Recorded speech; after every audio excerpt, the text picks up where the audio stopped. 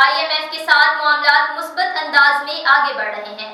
وفاقی وزیر خزانہ اورنگزیب کی اجلاس میں بریفنگ۔ چیئرمین سلیم مانڈوی والا کی زیر صدارت سینٹ قائمہ کمیٹی خزانہ کا اجلاس ہوا، جس میں وفاقی وزیر خزانہ محمد اورنگزیب نے IMF پروگرام کے بارے میں وضاحت دی۔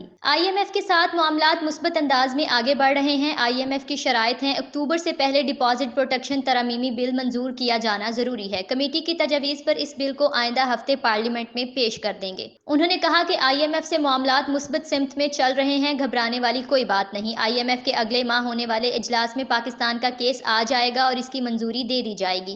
IMF ایگزیکٹو بورڈ کے شیڈول کے مطابق ہونے والے اجلاس میں ابھی تک پاکستان کا نام شامل نہیں کیا گیا۔ بورڈ 28 سے 30 اگست تک ویتنام سمیت 3 ملکوں کی درخواستوں پر غور کرے گا۔ عالمی مالیاتی فنڈ کی جانب سے پاکستان کے لیے نئے قرض پروگرام کی منظوری اگلے ماہ تک مؤخر کر دی گئی ہے، جس کی وجہ سے دوست ممالک سے $12 ارب قرض بروقت رول اوور نہ ہونے کی تاخیر کی بڑی وجہ قرار دیا گیا ہے۔